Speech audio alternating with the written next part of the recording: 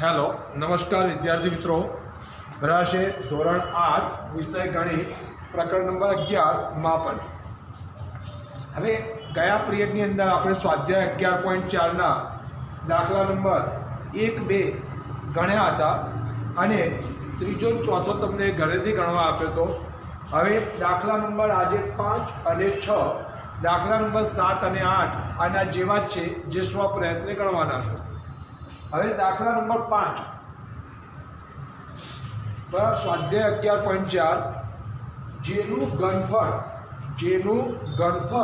1.54 metre ઘન એટલે કે ઘન મીટર અને તેનો આધારનો વ્યાસ 140 સેમી હોય એવા નળાકારની ઊંચાઈ મેળવો. આ તમારો પ્રશ્ન છે. શોધવાનું શું છે અને આપેલું શું છે રકમમાં, એની પહેલાં ઓળખ કરી લઈએ.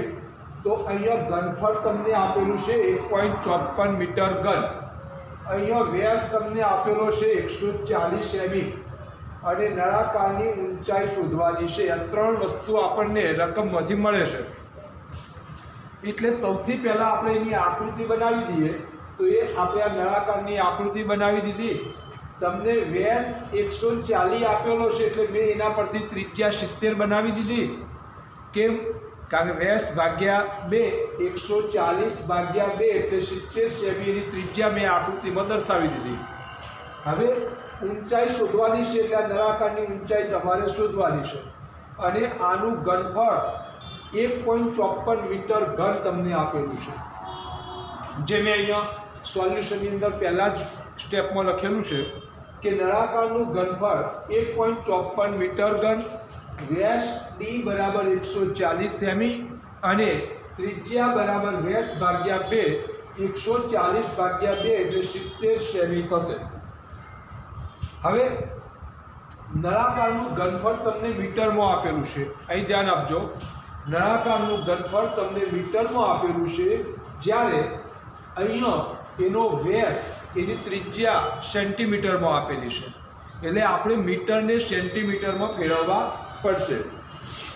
હવે 1.54 મીટર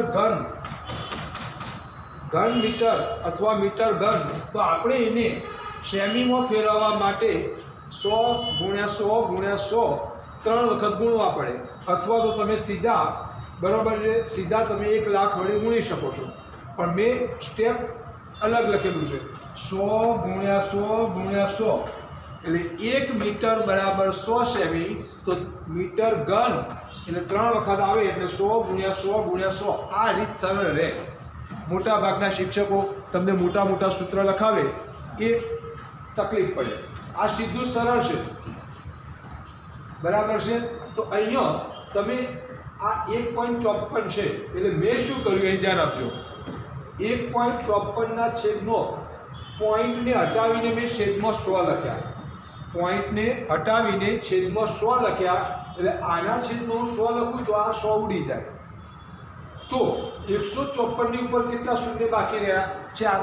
તો 154 ની ઉપર મેં 4 શૂન્ય સેમી ઘન લખી નાખ્યું.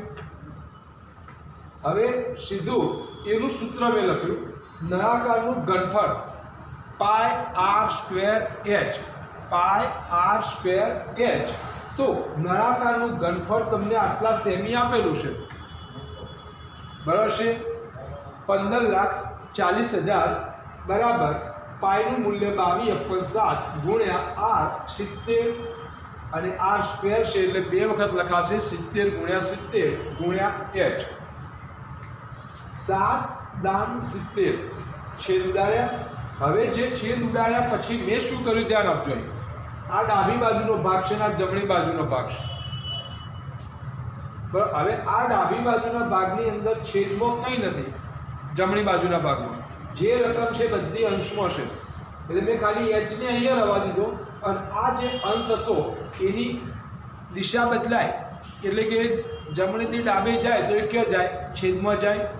તો મેં શું કર્યું, બરાબર છે, 15,40,000 ભાગ્યા 22 × 10 × 70 એને ક્યાં લઈ ગયો? એના છેદમાં લઈ ગયો. એટલે તમારો h એક બાજુ અલગ થઈ ગયો હવે આપણે એચ શોધવાનો હતો અને એચ આપણે અલગ કરી નાખ્યો. હવે જમણી બાજુ જે વધ્યા એ બધા આંકડા જ વધ્યા છે. હવે એ આંકડાના છેદ ઉડાડવા માટે જો તમને ઘડિયા મજબૂત હોય તો આ છેદ ઉડાડવા એકદમ ઇઝી છે. સીધું જ ગણો. એ આ 22 70 154 આ બે શૂન્ય લગાવી દો એટલે 154 ની ઉપર મેં બે શૂન્ય લગાવી દીધી એટલે 15,400 થઈ ગયા. અને ઉપર શું છે 15,40,000. સિમ્પલ 15,400 ઉડાડો એટલે બે શૂન્ય વધે એટલે 100 વધ્યા. તો એચ બરાબર 100 સેમી આવ્યો. હવે આપણે હમણાં અગાઉ કીધેલું કે 100 સેમી બરાબર 1 મીટર. તો એચ બરાબર 100 સેમી માટે એચ બરાબર 1 મીટર થાય. આમ નળાકારની ઊંચાઈ 1 મીટર છે. ઓકે, તો આ તમારો દાખલો નંબર 5 પૂરો થયો.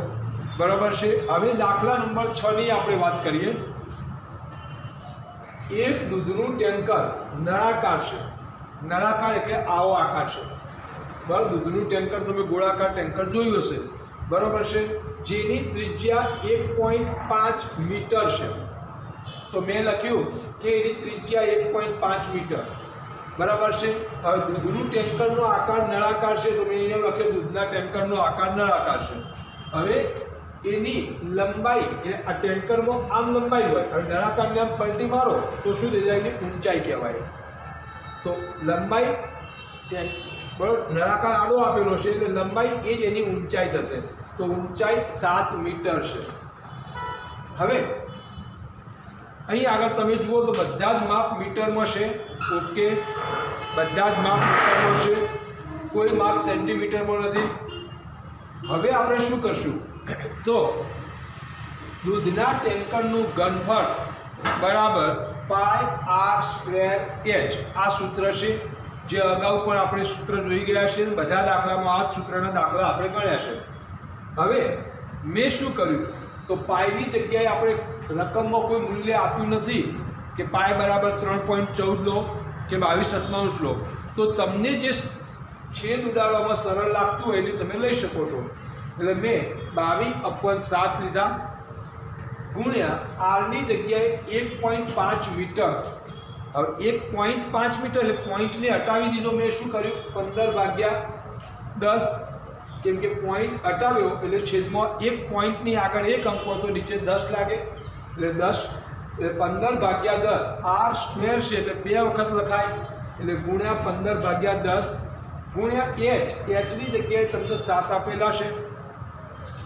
હવે 11 × 3 × 3 અને છેદમાં કેટલા વધ્યા? 2. તો 11 તરી 33, 33 તરી 99, 99/2. હવે 99/2 જેનો તમે ભાગાકાર કરશો તો તમને 49.5 મીટર ઘન જવાબ મળશે. બરાબર છે. હવે અહીંયા આપણને કીધું કે કેટલા લીટર દૂધ સમાઈ શકે. ઘન મીટર તો આપણું ઘનફળ આવ્યું છે. તો હવે ઘન મીટર જે જવાબ આવ્યો, ઘનફળ આવ્યું, એને આપણે લીટરમાં ફેરવવા પડે. તો એનો એકમ તમને ના આવડતો હોય તો તમે દાખલો ના ગણી શકો, સ્વાભાવિક છે. બરાબર છે. તો 1 ઘન મીટર બરાબર 1000 લીટર.